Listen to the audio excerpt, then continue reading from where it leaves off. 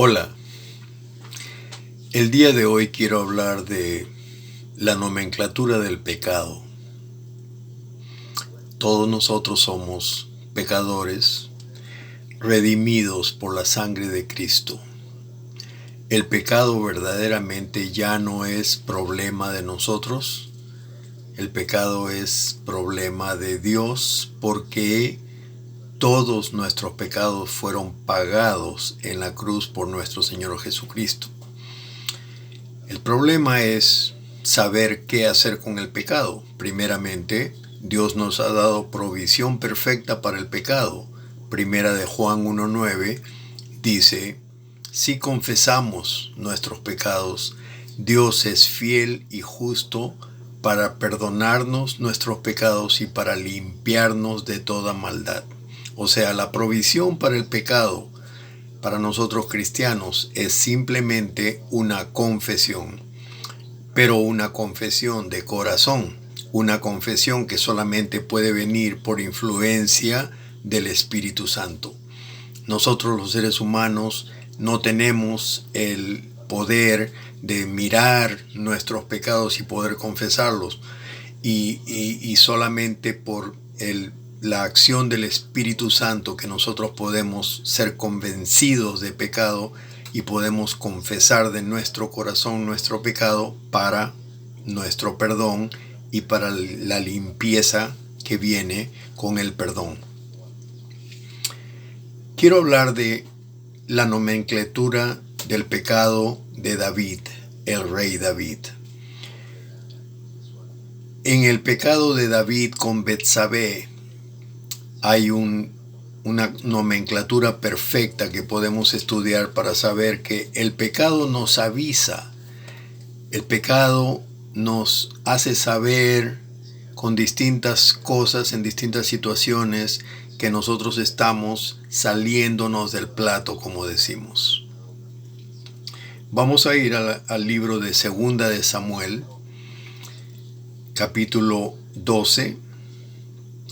Y la historia está entre el capítulo 12 y el capítulo 13. Sabemos qué sucedió. David mató a Urías, esposo de Betsabé, y luego trató de cubrir su pecado desde un principio. Pero a Dios, que lo sabe todo, no le gustó esto.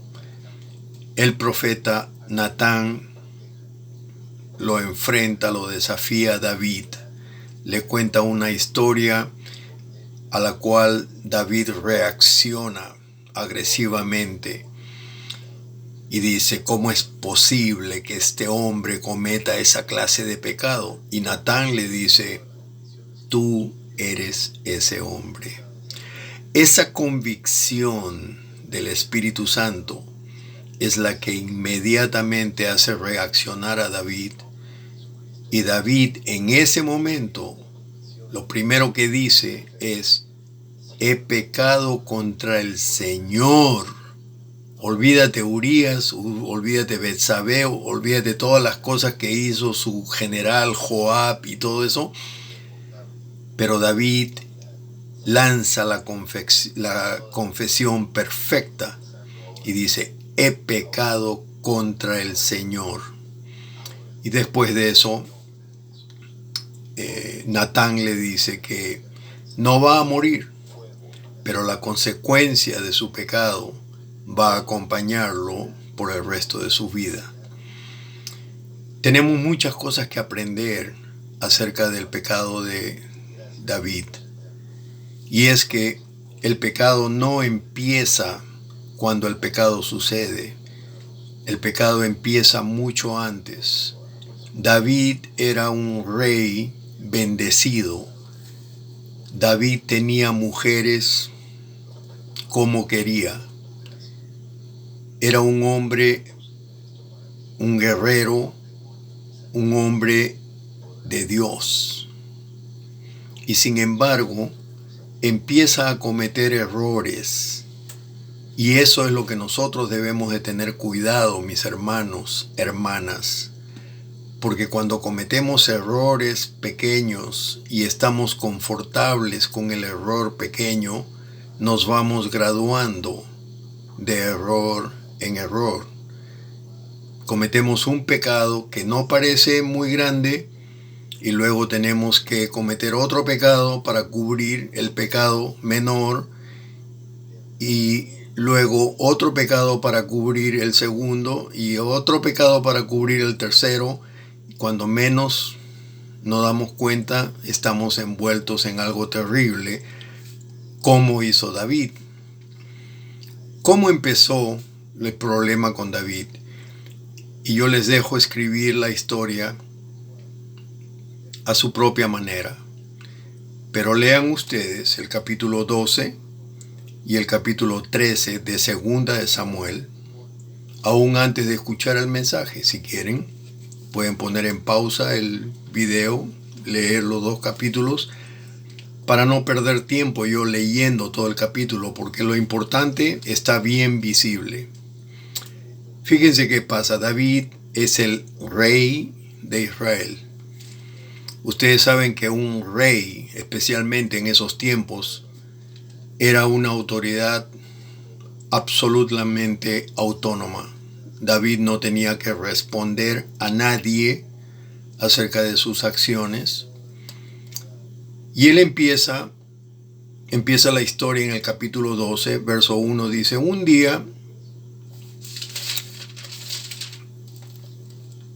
el capítulo 11, dice: al año siguiente, en el tiempo en que los reyes salen a la guerra, David envió a Joab y a sus siervos y a todo el ejército de Israel a combatir a los amonitas, a los que vencieron luego de ponerle sitio a la ciudad de Rabá.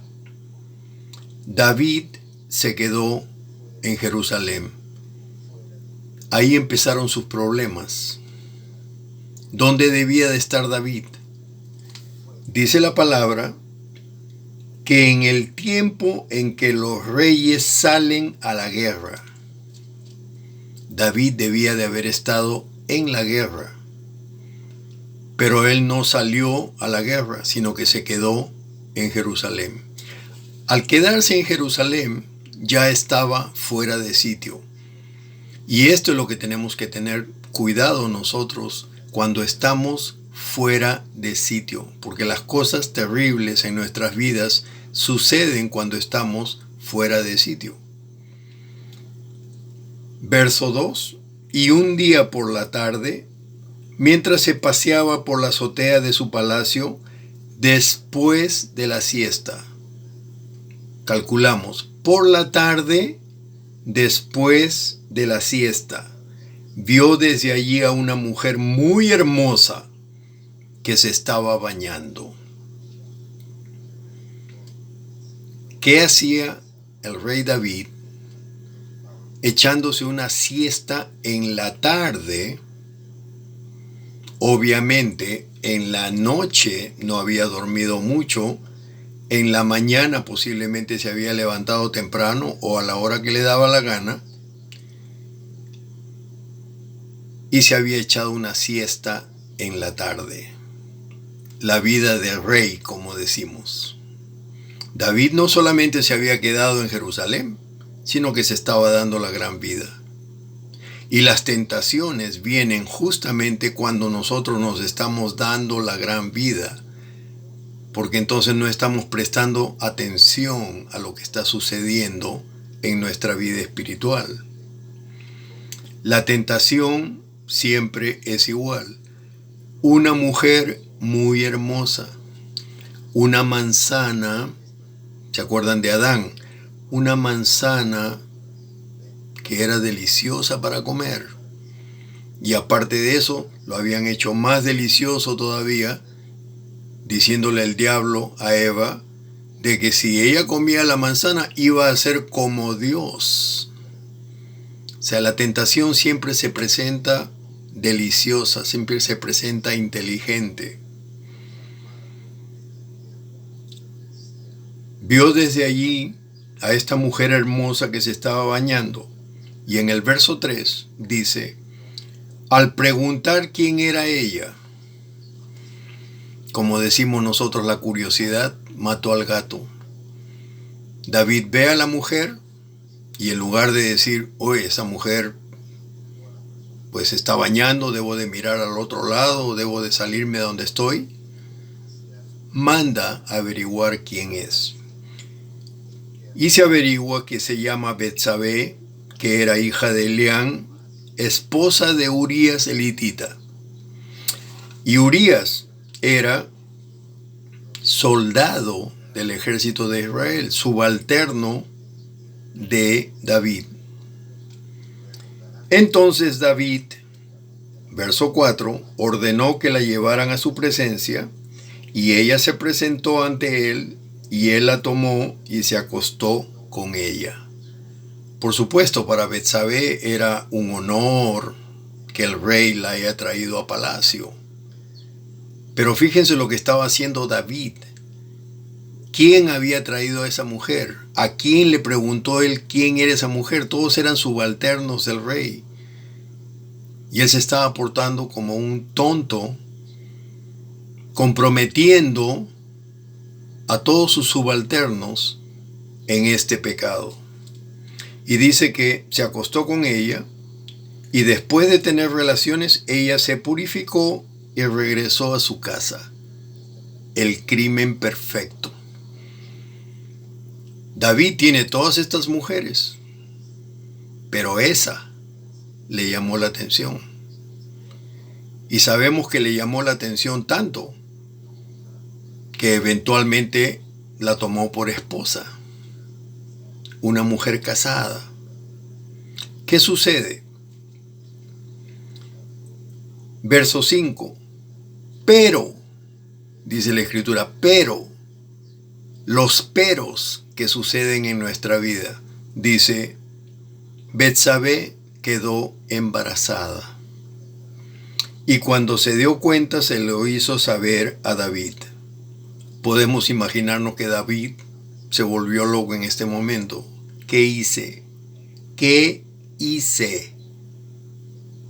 Pero hasta este momento, aún con Betsabé embarazada, él podía haberse arrepentido en este momento y decir, no, ya metí la pata, tengo que hacer algo, hablar con Urías, explicarle la situación, ver cómo confieso mi pecado y sobre todo confesarle a Dios. Dios mío, en ese momento él podría haber dicho, Dios mío, ¿sabes qué? Metí la pata, perdóname, límpiame, ayúdame de alguna forma de salir de esto. Pero no, cuando ya nos hemos embarcado en el pecado, hermanos, dice que David, en el verso 6, envió un mensaje a Joab, su general que estaba peleando en la guerra, con Urías el hitita que estaba peleando en la guerra también, ordenándole que hiciera volver a Urías el hitita, y Joab cumplió sus órdenes. David está envolviendo a más gente. Está haciendo el ridículo delante de su general que está peleando la guerra en Israel, donde él debía de estar. Pero en lugar de estar en la guerra, él estaba jugando con la esposa de uno de los soldados en Jerusalén.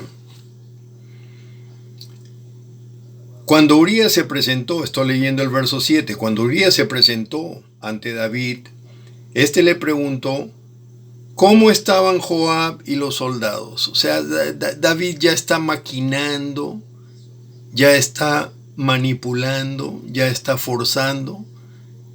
Llega el hitita a Jerusalén y David le pregunta, ¿cómo está Joab, el general? ¿Cómo está la guerra? Como si le interesara a él la guerra. A él no le interesaba la guerra porque si le interesara estaría ahí en la guerra. Pero él estaba en Jerusalén pasando un buen tiempo. Después de eso dice, David le dijo a Urías, vete a tu casa y ponte cómodo. La maquinación En cuanto Urías salió del palacio, David le envió un regalo especial de su mesa, un bono, le mandó un bono de sus víveres. ¿Qué estaba maquinando David? Que Urías llegue a su casa, se acueste con su esposa, y David le enchufaba el hijo a Urías. Crimen perfecto, nuevamente. Pero, otro pero. Y estos peros, hermanos, hermanas, son la forma en que Dios nos da oportunidades de parar nuestro pecado, de parar la nomenclatura, la estructura de nuestro pecado. Dice, pero Urías no se fue a su casa, sino que pasó la noche a las puertas del palacio real en compañía de los siervos del rey. Y cuando le dijeron a David que Urías no había dormido en su casa, el rey lo llamó y le preguntó, «Tú has tenido un viaje largo, ¿por qué no fuiste a dormir a tu casa?»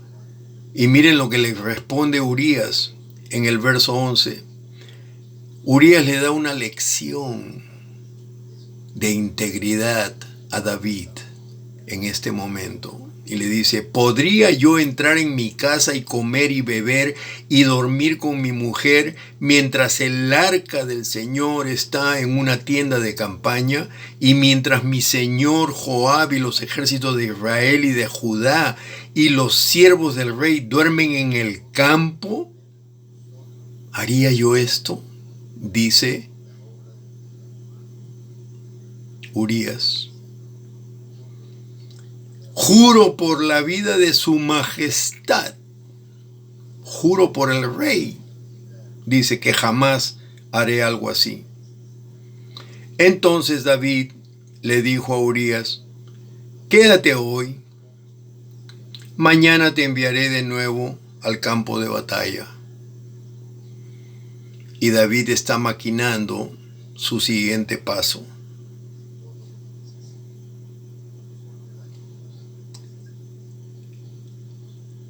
Urías se quedó en Jerusalén. Verso 13, David lo invitó a comer y a beber hasta que lo embriagó. Lo emborrachó, pero más tarde Urías no regresó a su casa, sino que se fue a dormir junto con los siervos del rey. Por la mañana, David escribió una carta para Joab y la envió por medio de Urías. David manda su sentencia de muerte por medio de sus propias manos. Y en esta carta le dice, ponga a Urías al frente y en lo más recio de la batalla y déjalo solo para que el enemigo lo hiera de muerte. Muerte premeditada en primer grado. Pero David había empezado solamente quedándose en Jerusalén. Y miren al punto que está en este momento. Bueno, lo que sigue son dos puntos que son importantes, pero no son tan importantes como lo que hemos visto hasta ahora. Esa es la nomenclatura del pecado. Hermanos, hermanas, el diablo nos tienta a través de sus demonios, nos mete ideas en la cabeza, nos hace usar nuestros privilegios, nos hace usar lo que tenemos, que Dios nos ha dado como un don, pero empezamos a usar la cabeza para cosas que no debemos. David se queda en Jerusalén y manda a su ejército. Dice, yo soy el rey, yo no tengo que darle razones a nadie. ¿Saben qué, muchachos? Vayan ustedes a la guerra, ganen esa guerra porque ustedes son buenos. Y cuando la guerra esté ganada, entonces yo los premio a ustedes. Pero cuando pasa todo esto, dice la palabra que esto no le gustó a Dios. Y ahí está el principal problema. Después que Urías muere, David toma a Betsabé como su mujer, la trae a palacio y es su mujer, embarazada, lista para tener su primer hijo. David, feliz de la vida, crimen perfecto. Pero Dios le manda a Natán para que lo encare. Y Natán le cuenta una historia de que había un rey que tenía muchas ovejas y había un tipito por ahí que tenía una ovejita nada más. Y llega un momento que tenía que dar el rey un banquete y en lugar de usar una de sus cientos, miles de ovejas, usa la oveja del que tenía nada más una ovejita. Y David se vuelve loco y le dice a Natán, ¿sabes qué? Ese hombre debe de morir. Ese hombre es un criminal. Ese hombre es un despiadado. Y en ese momento, Natán, el profeta de Dios, le dice a David, ese hombre eres tú. Y David en ese momento ve todo el video desde el principio hasta ese momento. Desde que se quedó en Jerusalén, en lugar de ir a la guerra, y se tira al piso y le dice a Natán, he pecado contra mi Señor. Porque eso es lo que pasa. Cuando nos damos cuenta del pecado que hemos cometido, al mismo tiempo nos damos cuenta de que no hemos pecado contra la gente, no hemos pecado contra la gente que hemos herido, hombres, mujeres, niños, sino que hemos pecado contra el Señor, contra Dios. Y la amargura de ese pensamiento nos invade y nosotros decimos, ¿cómo he podido hacer esto? Pero esto es lo mismo que podemos decir a cada día. Porque si nosotros estamos observantes en nuestras vidas, si nosotros estamos caminando con Dios a cada minuto, estas cosas no suceden. Porque Dios está tan presente en nuestra vida que empezamos a desviarnos e inmediatamente escuchamos la voz del Espíritu, porque nuestro espíritu está conectado, está consciente de nuestra vida y la vida de todos alrededor de nosotros. Y entonces decimos, no me interesa cuánto derecho tenga yo a hacer lo que quiero hacer, no me interesa que parezca que no voy a herir a nadie, no me interesa nada, lo único que me interesa es que es pecado, es contra la ley, y si yo empiezo a romper la ley una y otra vez, y no me doy cuenta que lo que estoy haciendo es adquiriendo el hábito de vivir en pecado, tarde o temprano ese pecado se convierte en uno del que no voy a poder salir, del que no voy a poder marcha atrás. Esto es lo que aprendemos de la historia de David, el gran rey, el hombre con el corazón de Dios. Dios amó tanto a David, le dio tanto hasta el final. David fue un hombre bendecido, pero por ese pecado la espada nunca se apartó de la casa de David. Consecuencias. Dios nos perdona el pecado, porque el pecado ya está pagado. En la cruz de Calvario, Cristo pagó por todos nuestros pecados. Pero el pecado trae muerte, trae consecuencias. Y esas consecuencias son las que no podemos parar. El profeta Natán le dijo a David, no vas a morir. Dios te ha perdonado tu pecado. Pero a partir de este momento, algo va a suceder. El niño tiene que morir. Y el niño murió. Y luego, la espada, la violencia nunca se apartó de la casa de David debido a ese pecado. Esto es lo terrible de nuestro pecado. Y nosotros sabemos de qué pie cojeamos. Cada uno de ustedes, hermanos, hermanas, sabe de qué pie cojea. Yo sé de qué pie cojeo.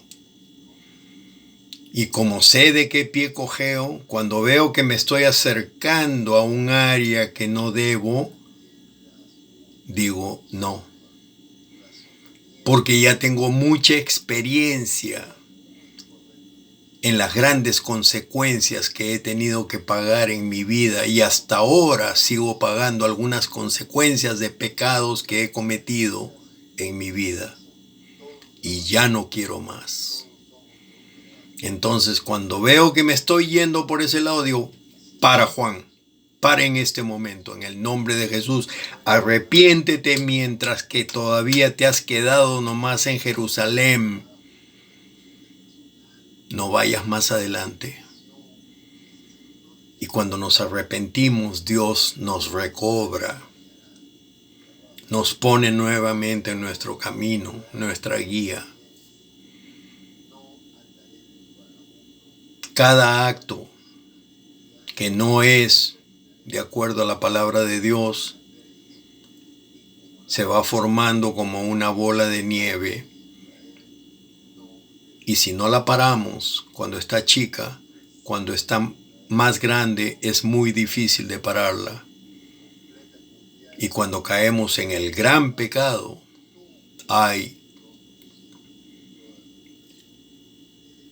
no hay problema con el pecado. Dios nos va a perdonar el pecado. ¿Cuántas veces? Todas las veces.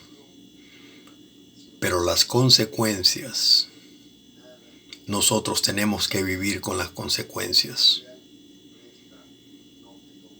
Así es que buena hora para nosotros meditar en el pecado de David. Lean el capítulo 11 de 2 de Samuel, el capítulo completo, y el capítulo 12, donde está su arrepentimiento.